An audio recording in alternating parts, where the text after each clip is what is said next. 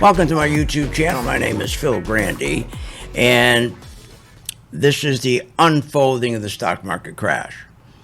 Now, the task isn't to identify December 22nd at 1:15 in the afternoon the market's going to crash. It's every week to give to you the evidence that I see that's heading us towards what we call a divergence in the market. Remember, the stock market is going up not because of earnings, not because of good margins. It's going up because of zero interest rates. So here, take a look at this chart. So what happens is, as this market rallied, if you recall, we had that drop in the market from March 2020 to April 2020. And then we went up 100%, driven all by big tech stocks because they drove the yields down. Big tech stocks love the low yields, okay? But the problem is, by those low yields are what they're basically doing is propping up the market against what we're having is record high trade deficit, record high budget deficit, record high national debt, on and on and on. This is a dangerous divergence. These keep propping up the market. But we're going to add two more things to it today that are really going to break this market. Let me show you. We're going to add today what I call a big problem. Disposable income is getting whacked, and refinancing. So let's talk about disposable income. Disposable income is very important. That's the amount of money that you have left after paying tax to invest. And the middle class invest in small startup businesses, and in small startup businesses that make this country great. 72% of the jobs come from small startup businesses. Now, the problem we're having is there has been a tremendous decline in disposable income because the middle class is getting wiped out. So the amount of disposable income they're having is getting wiped out. And when you decline disposable income, it wipes out demand, okay? Demand for everything. This is a problem. We are now seeing, because of the decline in disposable income money, we are seeing the lowest demand since 2005. Now, this is kind of funny, because when you hear from Budabug, listen to what Budabug says about demand. A bold-faced lie. I'm really looking forward to Christmas. Also, of course, Americans have more income to put presents under the tree than they did a year ago. We've seen extraordinary job growth and, as a result, extraordinary demand growth over the course of the last year. Wait a minute. Our demand is down, the lowest in 2005, and there was no job growth. He's saying job creation, that they've been creating jobs. They're not creating jobs. They haven't created any jobs. Here, let me show you. What a lie. And all this demand from all the wages, from all these great jobs, or people are ordering all this stuff, and that's what's sitting on the ships outside the California coastline. What a lie. First of all, let's talk about disposable income. Disposable income, remember, right here,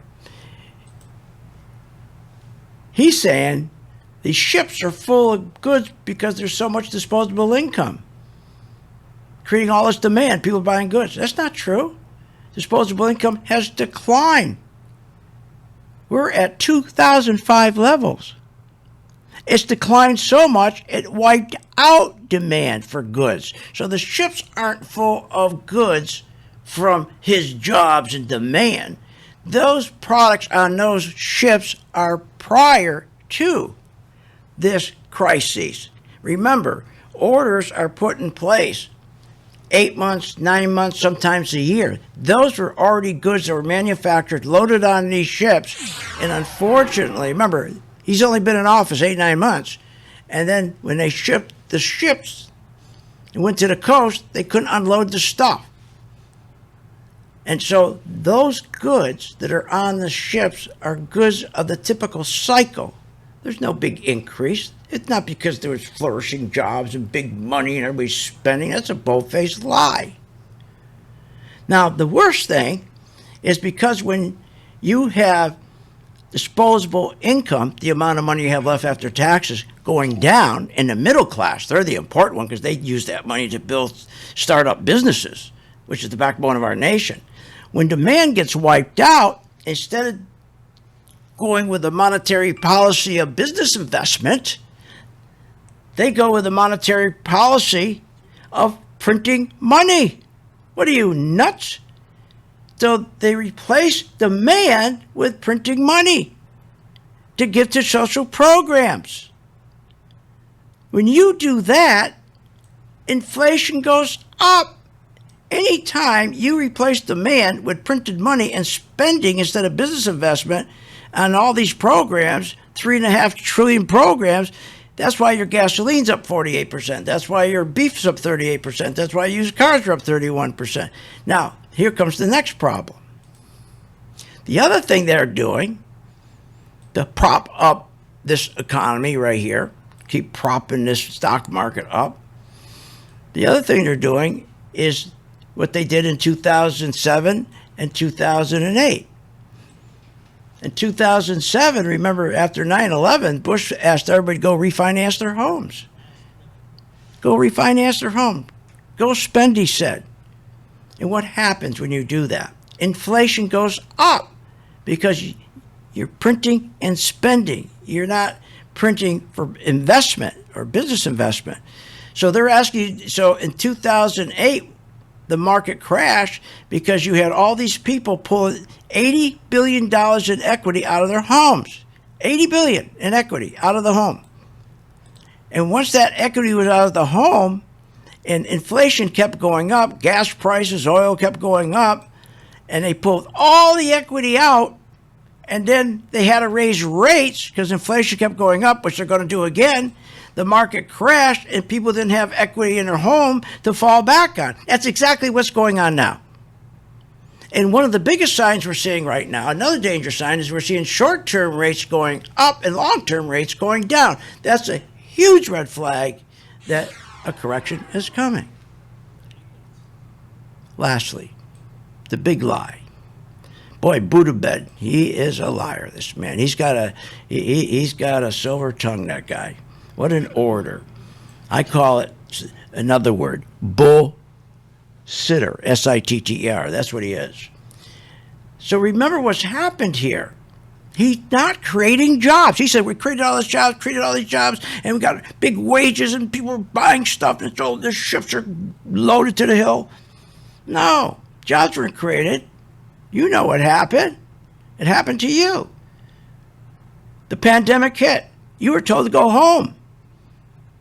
You can't stay 6 feet away from the guy that works next to you. Go home. And when you went home, you sat there and had to wait for them to give you okay and come back to work. Your job wasn't created. The job you left was on hiatus. But they are calling it a new job creation. A bold-faced lie. So jobs aren't being created. Demand is going down, not up. So again, adding to all these things we already have, and I'm going to do this every week for you, all they're doing, again, is continuing to do whatever they can to keep propping up the market until what happens? Until they propped it up so much. They propped it up so much that they've created so much inflation, just like what happened to Bush. They have to raise rates. And when they raise rates to cut inflation, the stock market crashes because gasoline's so high, everything's so high, and people, they don't have money in their house anymore. The equity's gone. So Buttigieg is just one big liar. One big liar. So all those goods that are on the ships have nothing to do with him. All right, I hope you enjoyed this. Okay, and we're going to, why don't you join? If you're not a member, join my gang. It's free for 10 days. Okay, we'll make sure you're in the market and out of the market and make money when the market goes down. Please do me a favor, hit subscribe, like, and share. And thank you for viewing this with me. And I hope this helps you better understand why the market is getting closer and closer to a correction. See you on the charts.